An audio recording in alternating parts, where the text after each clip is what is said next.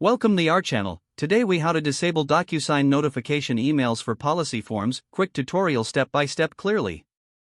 To disable DocuSign notification emails for policy forms, start by logging into your DocuSign account. Once you're logged in, navigate to the upper right corner of the home page. Click on your profile icon to open the drop-down menu. From the menu, select My Account. In the Account settings, look for the Notifications tab on the left sidebar. Click on Notifications to view your preferences. Scroll down to find the section labeled Email Notifications. Within this section, locate the option for Policy Forms Notification. Uncheck the box next to Send Me Notifications for Policy Forms. After making your selection, scroll to the bottom of the page. Click on the Save button to apply your changes. You should see a confirmation message indicating that your settings have been updated. To ensure the changes take effect, log out of your account.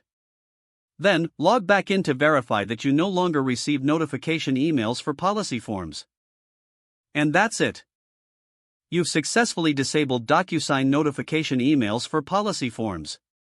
If the page does not load, refresh the browser or try again in a private or incognito window. Make sure you are using the correct email address, then retype it carefully to avoid small typos. If your password is not accepted, use the reset option and create a new strong password you can remember.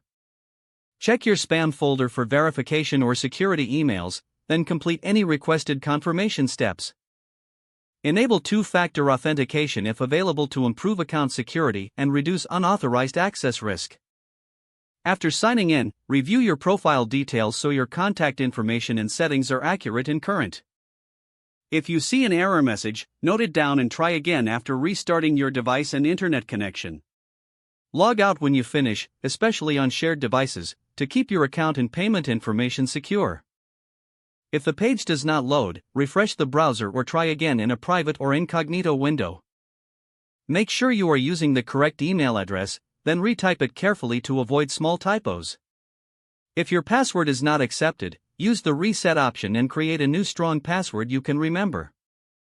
Check your spam folder for verification or security emails, then complete any requested confirmation steps. Enable two-factor authentication if available to improve account security and reduce unauthorized access risk. After signing in, review your profile details so your contact information and settings are accurate and current. If you see an error message, note it down and try again after restarting your device and internet connection. Don't forget to like this video and subscribe to our channel for more step-by-step tech guides.